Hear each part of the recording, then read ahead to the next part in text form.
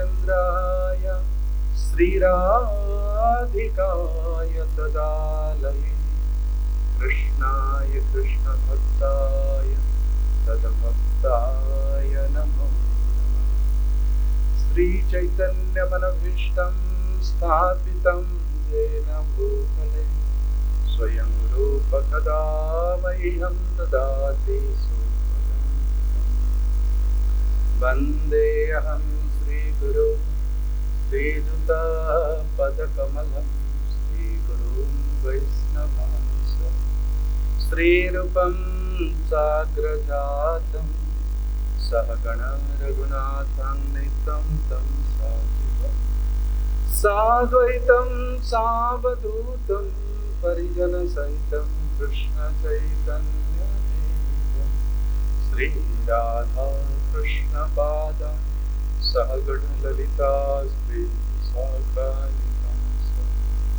हे कृष्ण करुणा सिंधु दीनबन्धु जगत्पते गोपेश गोपिका कान्त राधा कान्त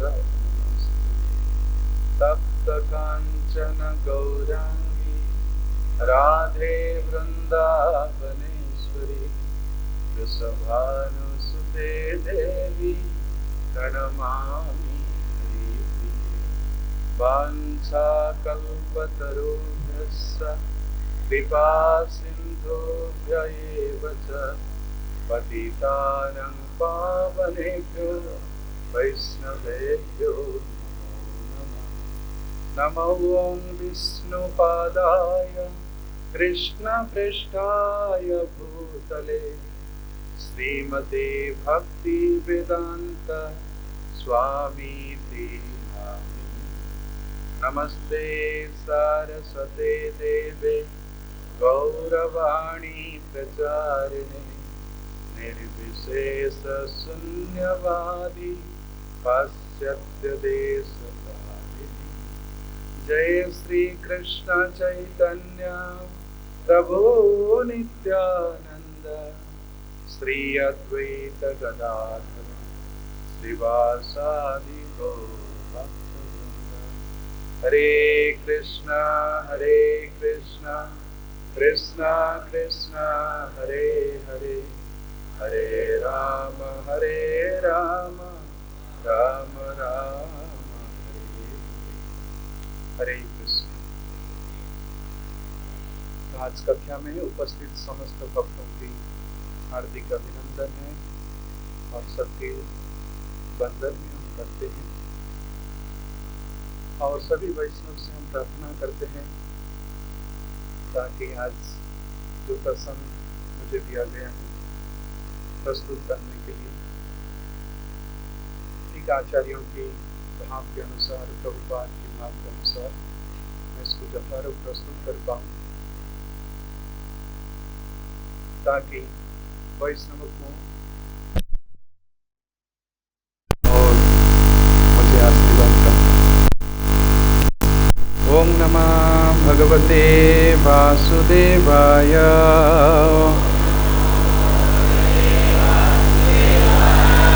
ओम नमः भगवते वासुदेवाय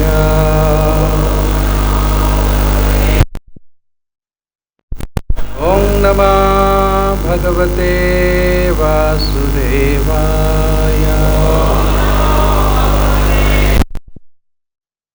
नारायणं नमस्कृत्य नरं चैव नरोत्तमं देवीं सरस्वतीं व्यासं ततो जयो मुदीरये।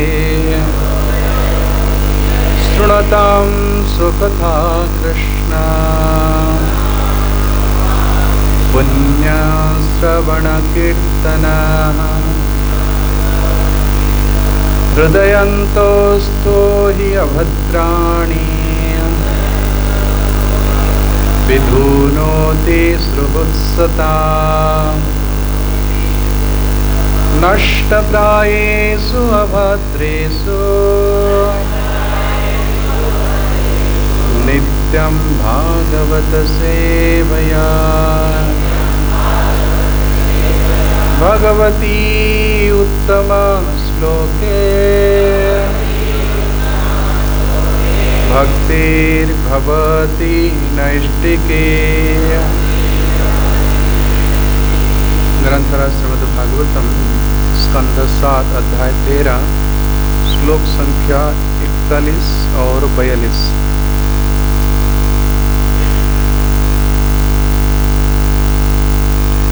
मैं 41 स्वयं पाठ करूंगा और 42 नंबर श्लोक हम सामूहिक रूप से पाठ करेंगे।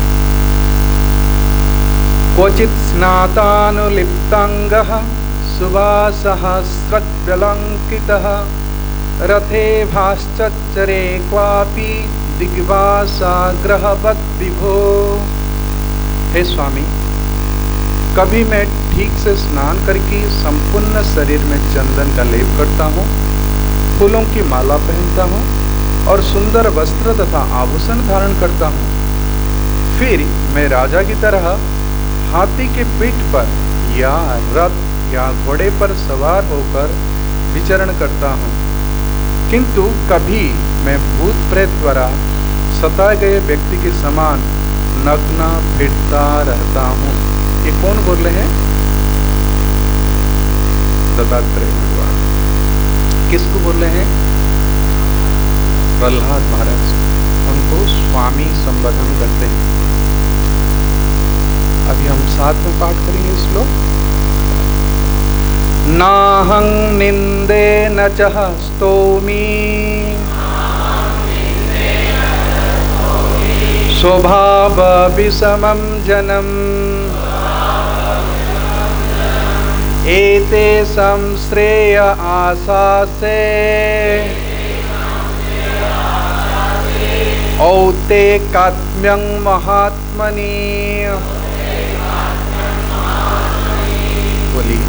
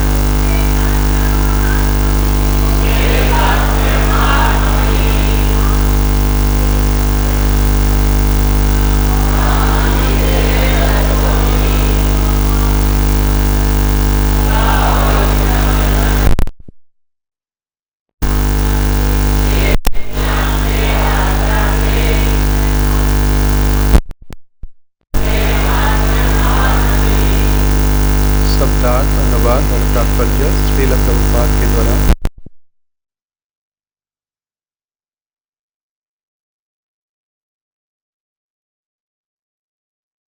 बंदे निंदे निंदा करता हूँ, न तो च भी स्तोमी प्रशंसा करता हूँ, स्वभाव जिसका स्वभाव विषमम विपरीत, जन्म जीव या मनुष्यों का, एतेषा उन सब का, श्रेय सर्वोत्तम लाभ व कल्याण आशा से मैं चाहता हूँ। उत निस्संदेह एकात्म्यम एकात्मता महात्मनि परमात्मा या परम ब्रह्म श्री कृष्ण में। अनुवाद मेरे पीछे दोहराइए। विभिन्न व्यक्ति अलग अलग स्वभाव के होते हैं, अतः उनकी प्रशंसा करना या उनकी निंदा करना मेरे कार्य नहीं है। मैं तो इस आशा से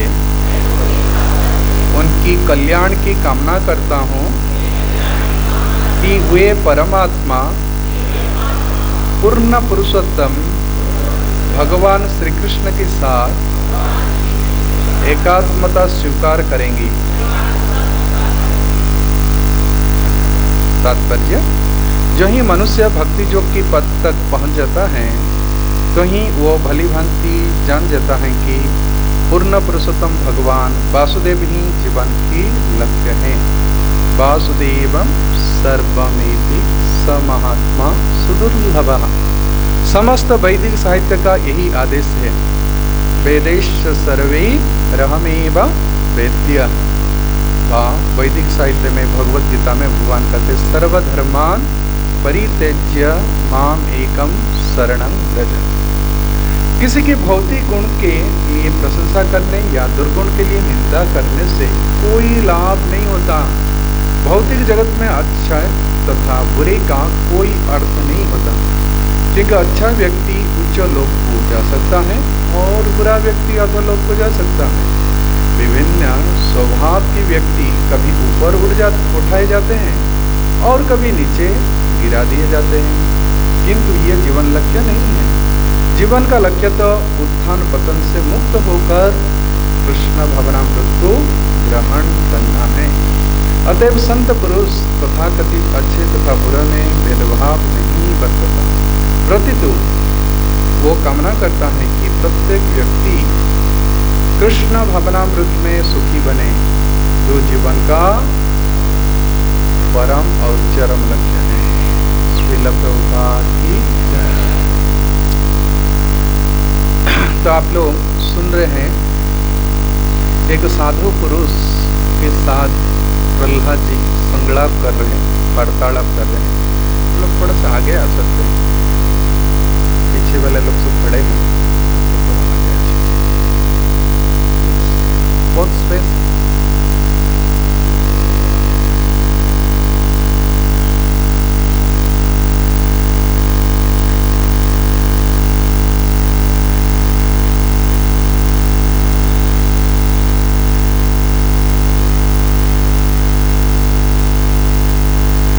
ऐसे साधारणतया देखा जाता है कि एक व्यवसायी एक अच्छे व्यवसायी के साथ संबंध रखता है, एक चोर के साथ संबंध रखता है। तो उसी प्रकार एक साधु पुरुष एक साधु के साथ संबंध रखता है, उस साधुत्व को बढ़ाने के लिए। इसको हम कहते हैं सत्संग। और शास्त्र में मनुष्य जीवन की उपलब्धि के लिए ये सार वस्तु कहा गया है। साधु संग सर्वशास्त्र कहे, लबे मात्र साधु संग सर्वे सिद्धि। पीछे सुनाई नहीं पड़ रहा है, थोड़ा एडजस्ट करो। सुनाई पड़ रहा है सबको? हाँ, आगे भी नहीं सुनाई पड़ रहा।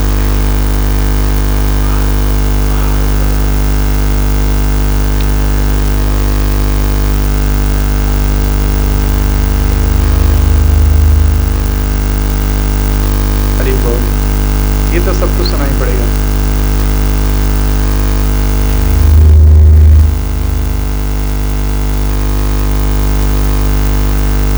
लबे नापी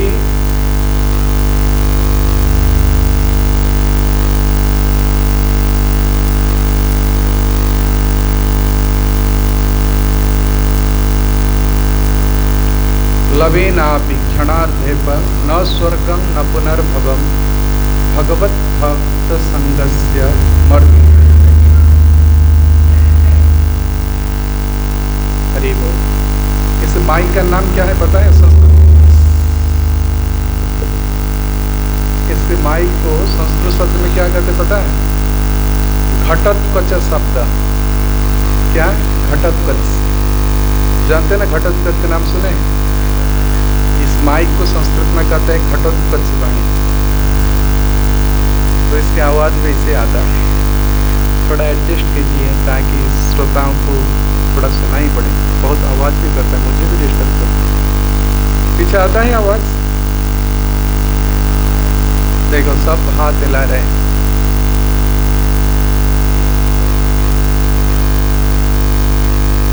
तो माइक को हमको पहले से सेटिंग करके रखना चाहिए।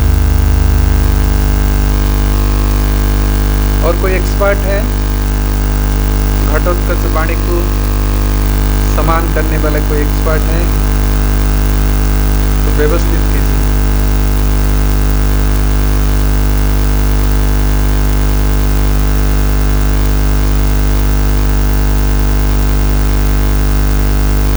ओके।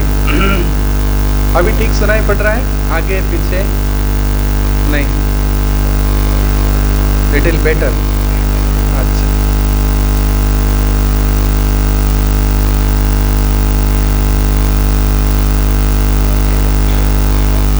तो ये सिद्ध पुरुष, हाँ, एक सिद्ध पुरुष को संगत चाहता है।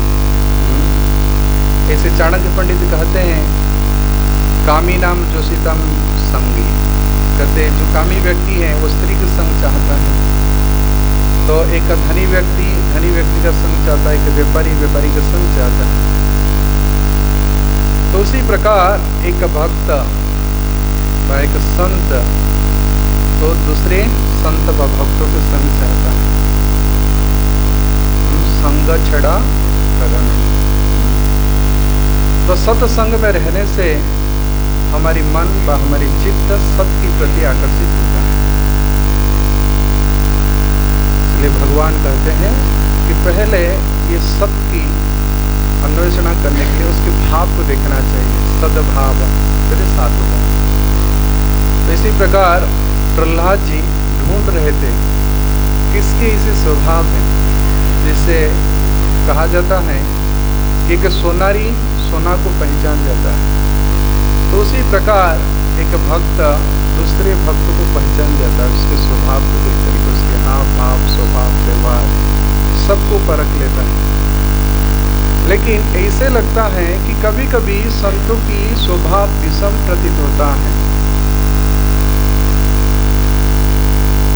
भगवान की स्वभाव को भी कभी कभी विषम जैसे प्रतीत होता है, भक्तों की स्वभाव भी ऐसे विषम प्रतीत होता है।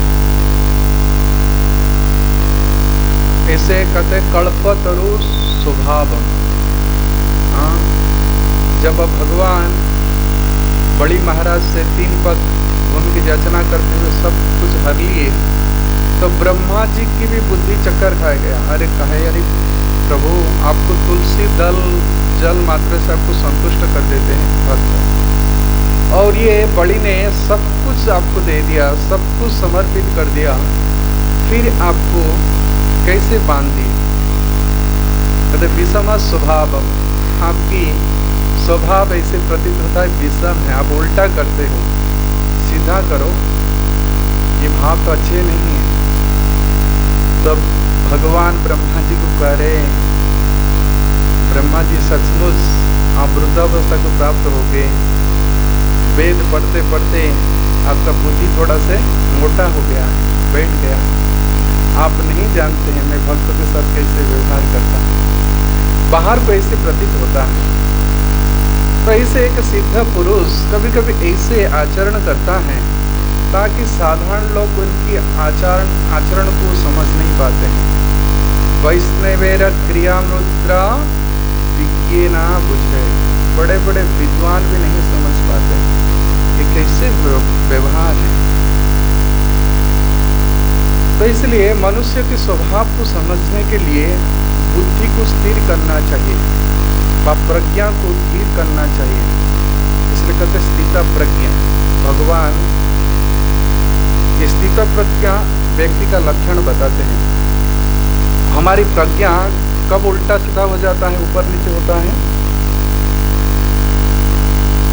कब होता है?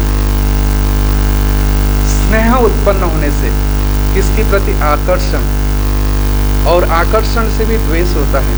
जिसके प्रति अभी हम प्रेम करते हैं तो कुछ समय के बाद उनमें हम दोष भी देखते हैं, कभी हमको गुण दिखते हैं, कभी दोष दिखते हैं। इसलिए भगवान गीता में कहते हैं वो व्यक्ति स्थिर है, उसकी बुद्धि स्थिर है। कौन है? ज सर्वत्र नभिस्नेहस् तत्तत् प्राप्य शुभाशुभम् नाभिनन्दन्ति न द्वेष्टि तस्य प्रज्ञा प्रतिष्ठिता। हम लोग को यदि कोई प्रशंसा कोई कर दे, अरे भाई देखो सीना पूरा चौड़ा हो जाता है कि नहीं? हम फूल जाते हैं। और हमारे कोई निंदा किए तो हम तुरंत उससे गुस्सा करते। तो भगवान कहते ना दोष्टि न अभिनंदन, उसकी प्रशंसा करते। विश्वनाथ चक्रवर्ती ठाकुर उस टीका में कहते हैं, कहते यदि कोई व्यक्ति स्थित प्रज्ञा नहीं है, उसकी प्रज्ञा स्थिर नहीं है, उसकी प्रशंसा करने से इतनी फूल जाता है और कहता है कि आपकी समान ऐसे महत् पुरुष को ये संसार में नहीं है और आपके समान कोई गुणवान नहीं है और मेरी आशीर्वाद हमेशा ही आप पर है, आपका गुण ऐसे बने।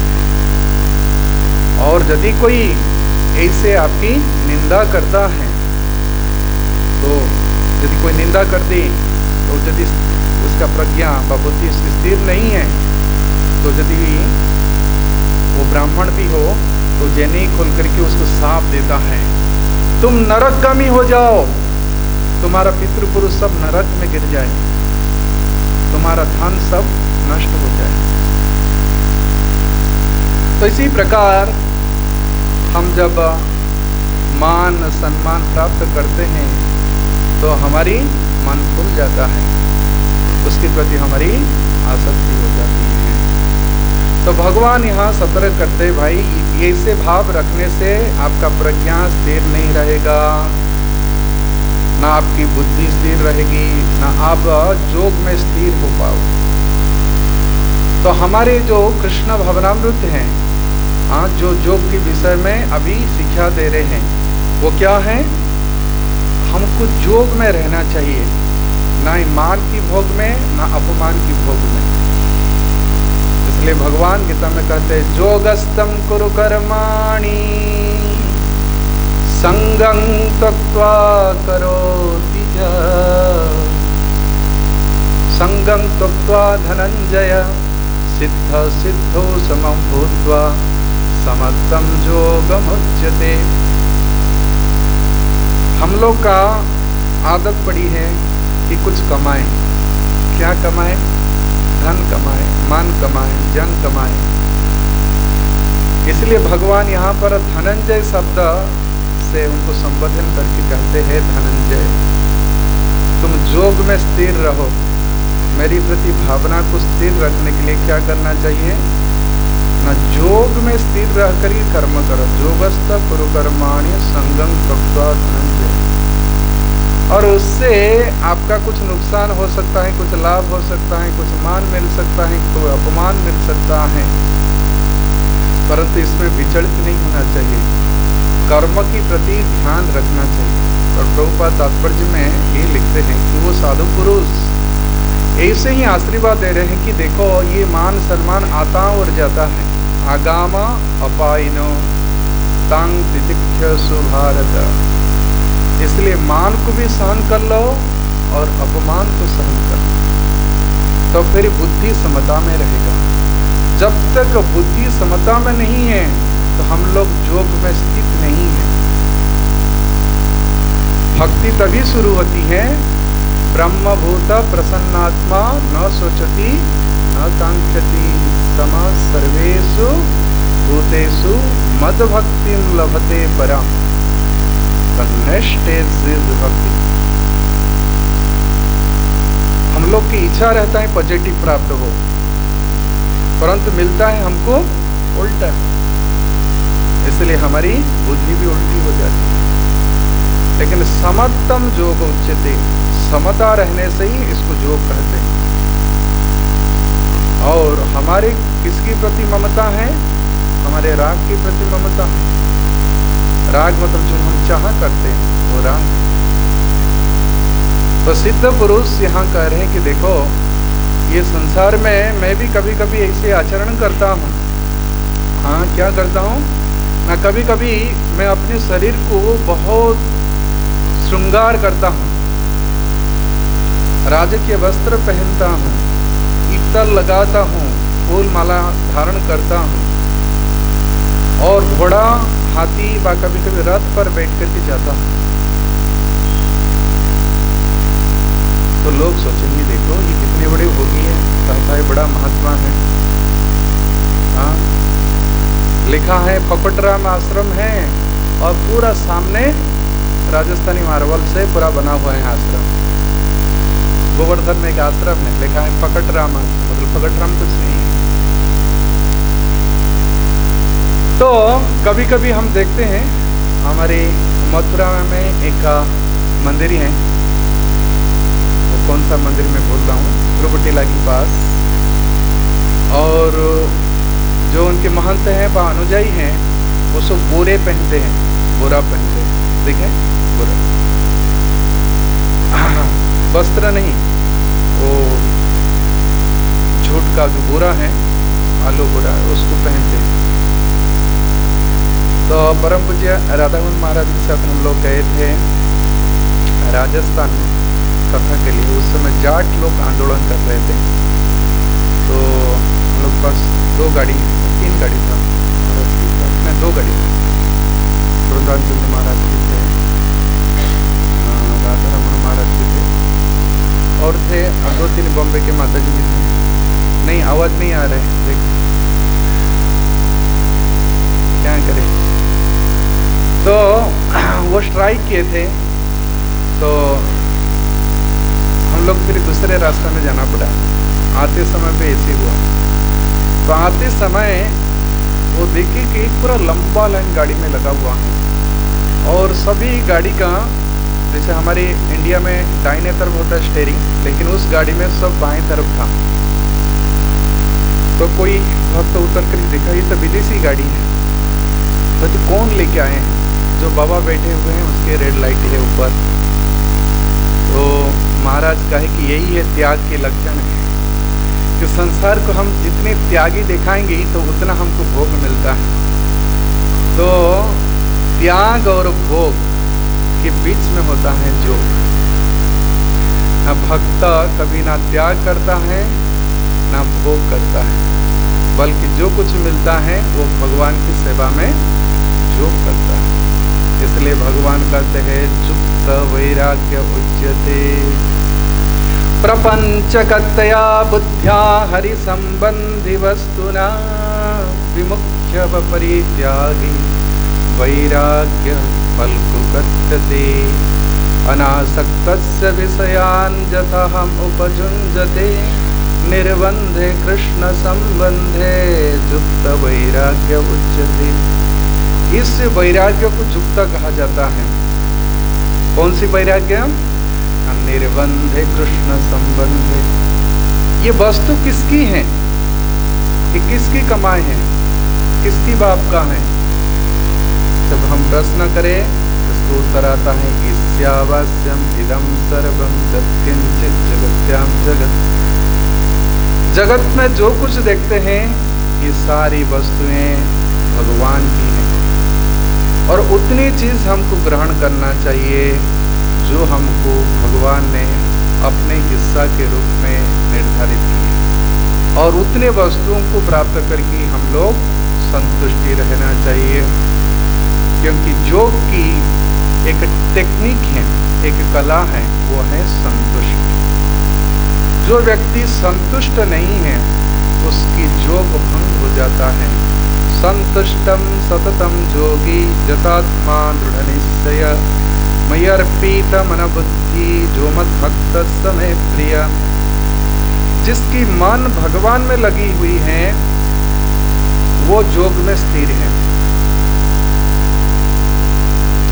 और मयि अर्पित नहीं है, भगवान में यदि मन अर्पित नहीं है तो हमारी मन इस प्रकार निंदा और प्रशंसा से विचलित हो जाता है। इसलिए यहाँ पर वो सिद्ध पुरुष कहते नाहं निंदे न चस्तोमि स्वभावं विषमं जनम। क्योंकि मनुष्य का व जीव का स्वभाव विषम है। विषम का मतलब है जो सम नहीं है वो विषम है। और दूसरा अर्थ है जो बीज से युक्त है, इसको कहते हैं विषम। नहीं समा व विषम है और बीज से युक्त है। कभी कभी पुतना जैसे वो लक्ष्मी की रूप धारण करके आती है, तो ब्रजवासियों के मन में एक ऐसी धूल फेंक दी, जोंग डाल दी कि ये तो साक्षात लक्ष्मी है। और उनके कितनी स्वागत किए, अरे अरे आइए माता जी आइए, कितने सुंदर वेश बना करके आई, हाथ में कमल पुष्प धारण करके आई। और ऐसे पता नहीं कौन से ब्यूटी पार्लर से वो अपने को सजावट की थी, लेकिन हृदय में तो पूरा जहर भरी थी। ओहो बकीयम स्तनकालकूटम। और इसकी आशा क्या था? जिघांसयाप्य अस्वाधवी। जिघांसया मारने की इच्छा लेकर के आई थी, जद्याप्य स्वाधवी। परंतु भगवान तो विषम नहीं है ना, उनकी हृदय, उनकी मन, उनकी शरीर ये सब एक समान। भगवान के पास समबुद्धि है। भगवान कहते समहं सर्वभूतेषु न मे दोषी अस्ति न प्रिय। मेरे कोई ना प्रिय है ना कोई मैं द्वेष करता, मैं सबके प्रति समान। मेरे पास इंटरनल और एक्सटर्नल समान है। उनकी इंटरनल एक्सटर्नल कुछ विषम हो सकता है, लेकिन मैं तो सम हूं ना। तो इसीलिए वो जो रूप लेकर के आई थी, भगवान ने उनको स्वरूप प्रदान कर दिए। लेभे गतिर्धात्री उचितम ततोन्यम कंबा दयालुम शरणं व्रजेम। ऐसे कौन दयालु है? ऐसे किसकी स्वभाव होगा संसार में?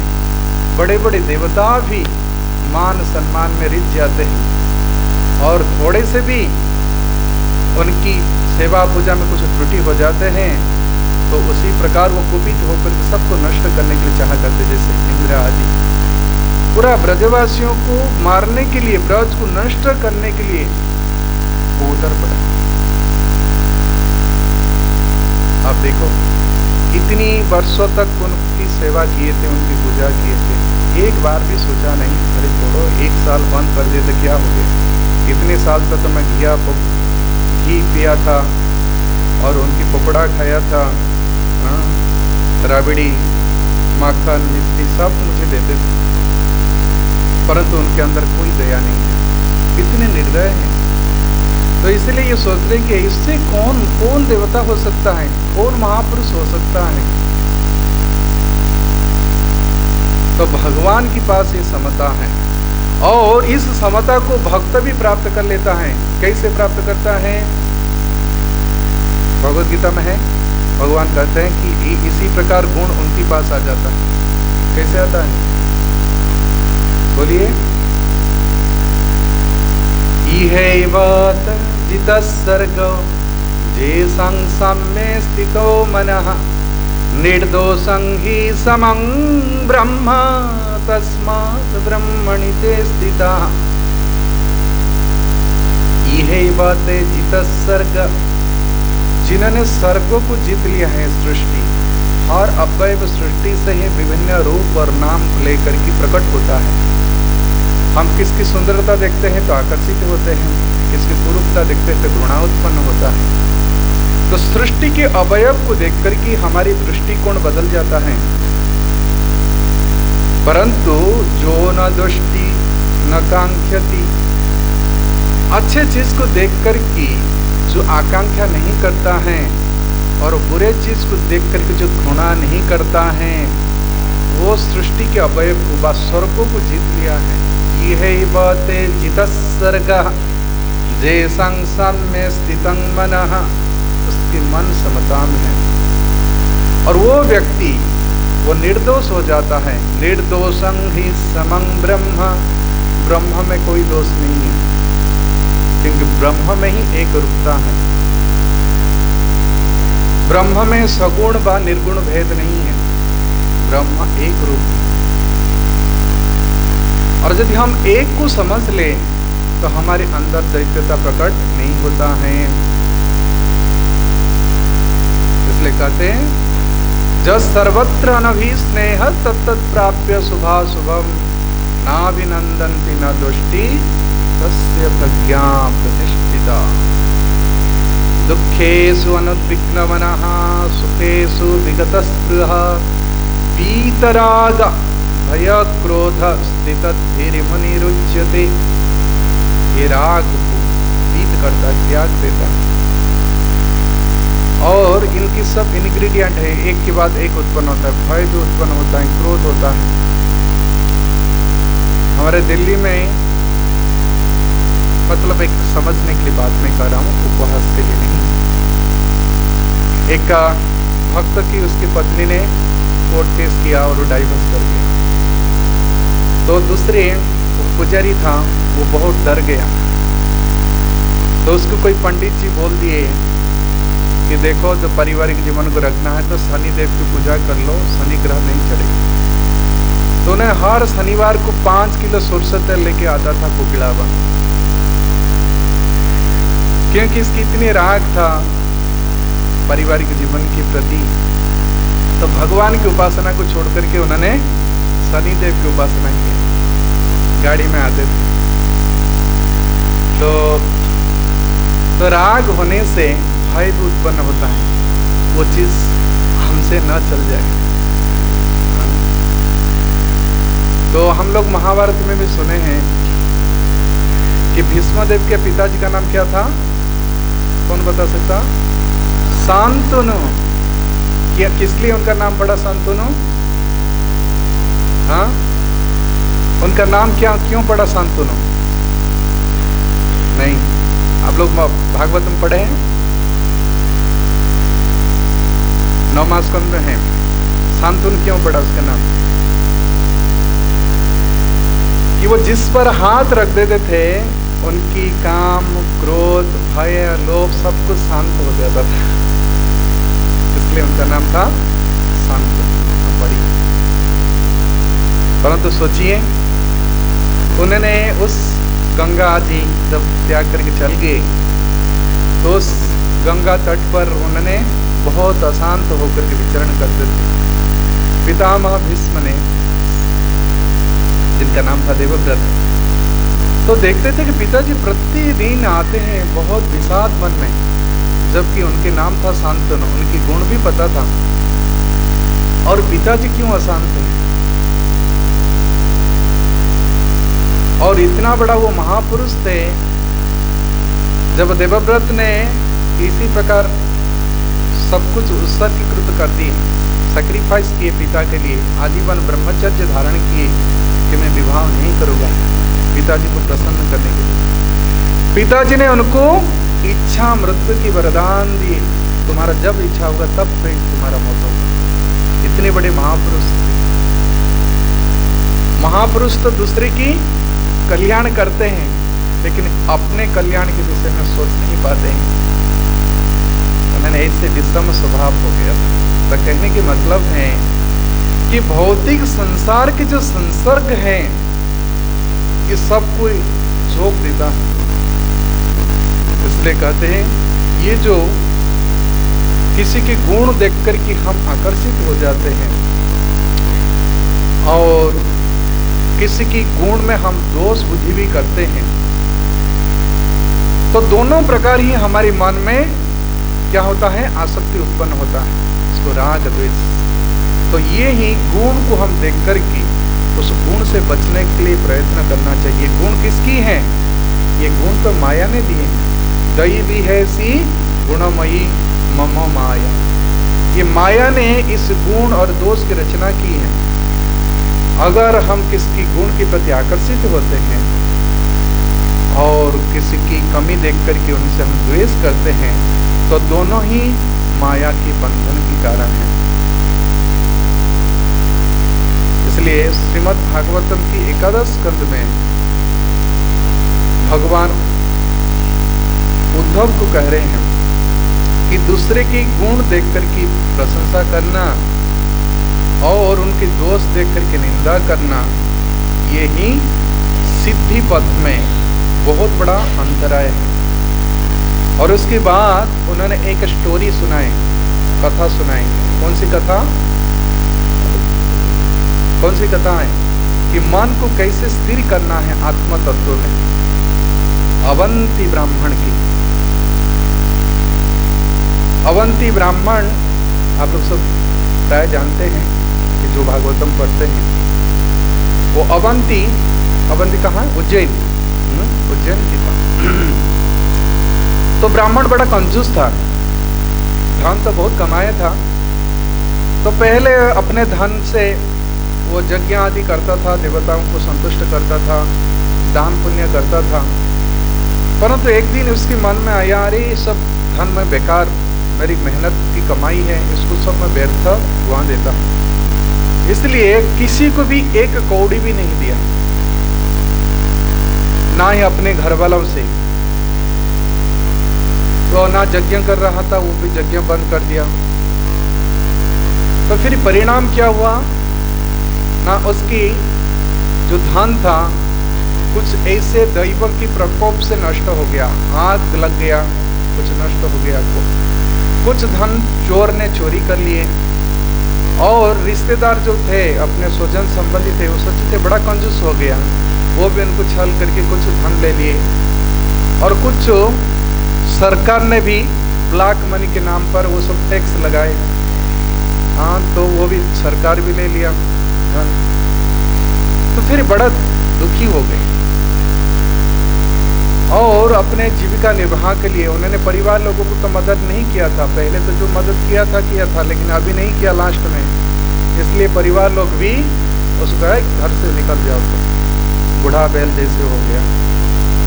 तो बेचारा अपने जीवन निर्वाह के लिए वो फिर बहुत दूर जाकर के भिक्षाटन करने लगा।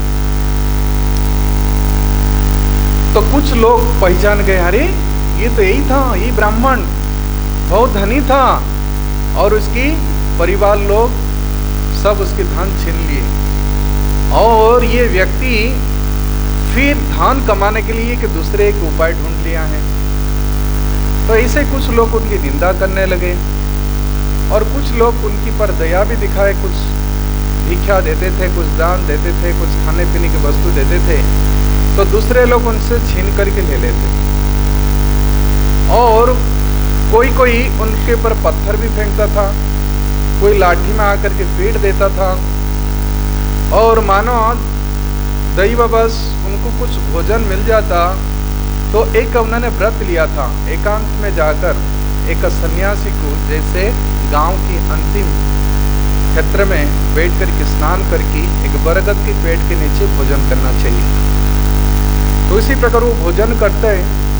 तो उस समय दूसरे बच्चे जाकर के उनकी भोजन की थाली पर पेशाब कर देते, उस पर धूल फेंक देते, कभी कभी विष्ठा भी गिरा देते।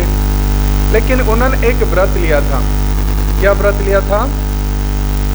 मैं कुछ किसी को प्रतिवाद नहीं करूंगा, तो चुपचाप रहते थे। तांग तितिक्षसु भारत, हर परिस्थिति में वो सहिष्णु बने रहे। तो फिर प्रश्न करेंगे, ये सहिष्णु गुण कैसे आया उनकी पास, मन में कैसे समता को लाए? ये दूसरों के व्यवहार से, ना वो कभी रिश्ते थे, ना किसके पर क्रोध करते थे। तो उन्होंने लास्ट में कुछ स्टेटमेंट दिए, जैसे रुक्मणी जी ने एक प्रेम पत्र लिखे थे, तो उसी प्रकार भगवान को प्रेम करने के लिए उन्होंने एक प्रारंभिक, जिसको हम कहते हैं मुखबंध, ये पत्र लिखे। और उस पत्र में ये था कि ये जो लोग हैं ये मेरे दुख के कारण नहीं है। नायम जनोए सुख दुख हेतु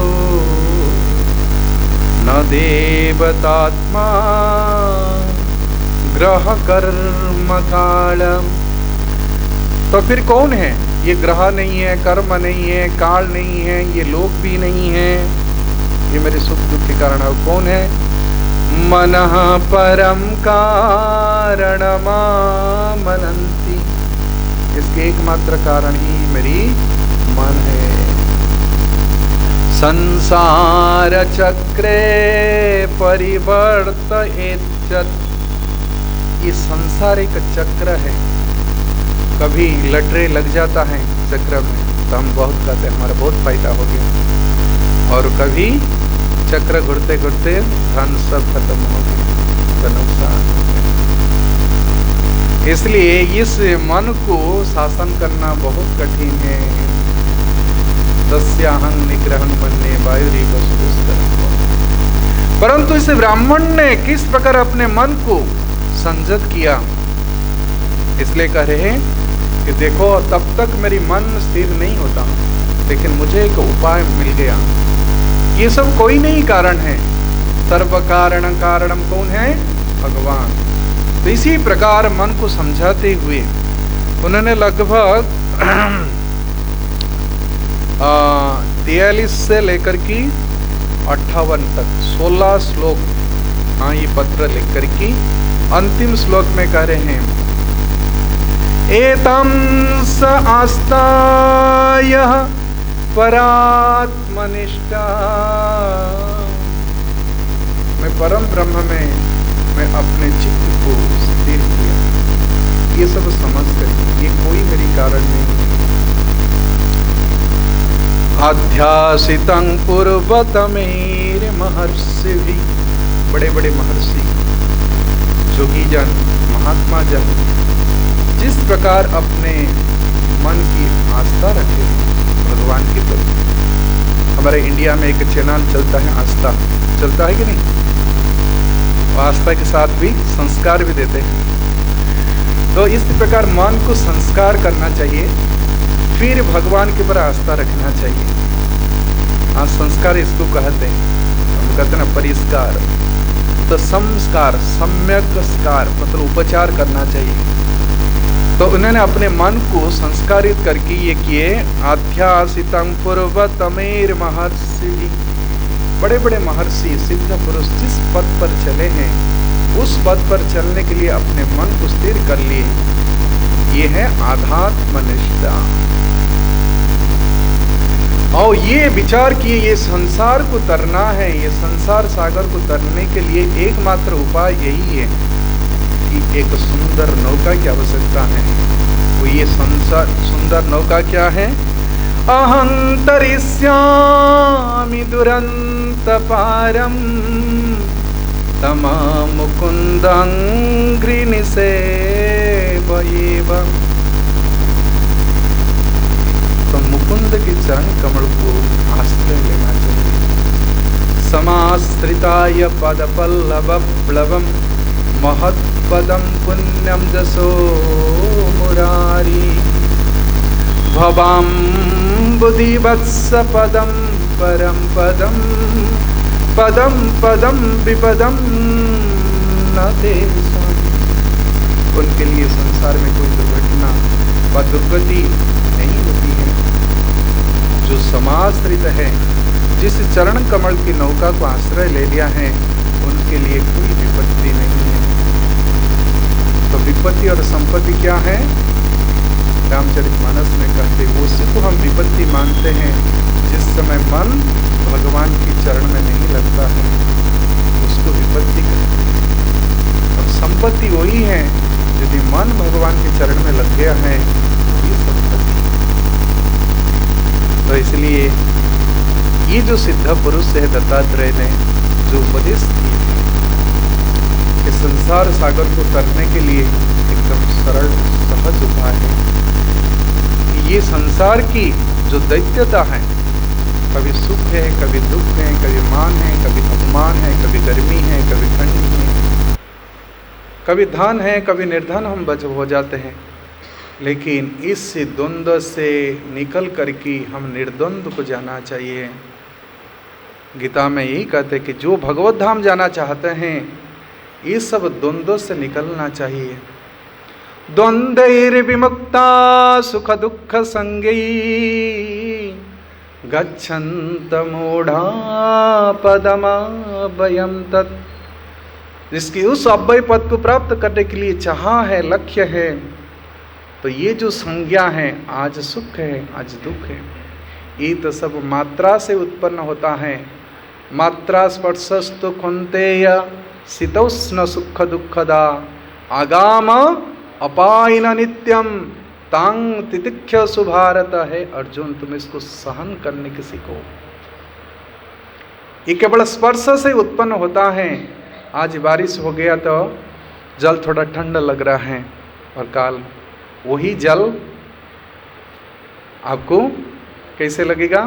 तो गर्मी हो जाए तो ठंडी जल बहुत अच्छा लगता है। तो केवल मात्रा के अनुभव है, ये मन की संजोग है। इसलिए मन को उस परम पुरुष को दे दीजिए, सबकी कल्याण होगा। वो यही कल्याण की कामना कौन कर रहे हैं?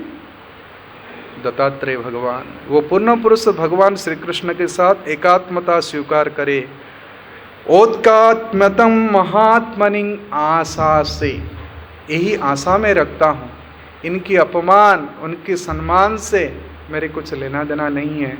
मेरे तो एकमात्र है इच्छा है सुहृदम सर्वभूतानाम, कि सभी जीव की जो हितैषी हैं उनके साथ सबके संबंध हो जाए हैं, और सबके साथ होने से सबकी विकास होता है। हमारी सरकार का भी यही नीति है, सबके साथ सबकी विकास। लेकिन सबके साथ देने वाले भगवान परमात्मा हैं, सबके हृदय में है। सर्वस्य चाहं हृदय सन्निविष्टो मतः स्मृतिर्ज्ञान अपौहनञ्च। भगवान कहते हैं मैं सब जगह हूँ, सबके हृदय में हूँ, बाहर में भी हूँ, और मैं सबकी पोषण भी करता हूँ, भरण भी करता हूँ। गतिरि भर्ता प्रभु साखी निवासं शरणं सुहृत्। मैं सबकी हितैषी होने के कारण मैं उनकी गति देने वाला हूँ, मैं उनकी भर्ता भी हूँ, भरण करने वाले। तो इसलिए यही कामना के साथ हमारे कृष्ण भवनामृत संघ के संस्थापक सबको कृष्ण को देने के लिए पूरे विश्व में परिव्राजन किए, क्योंकि कृष्ण ही वही भक्तों की धन है। कृष्ण से तुम्हार कृष्ण दिते पार, तुम्हारा सकती अच्छी। अमित कंगाल कृष्ण कृष्ण बोली धाम तब पाछे पाछे। तो मन को कंगाल बना करके ऐसे भक्तों के पीछे दौड़ने से व उनकी परिचर्या रतः, जो इसी प्रकार भगवान की सेवा में लगे हैं, उनकी थोड़ा सेवा मिल जाए तो हमारी जीवन की बेड़ा पार हो जाएगी। हरे कृष्णा कृष्णा कृष्णा हरे हरे, हरे राम राम राम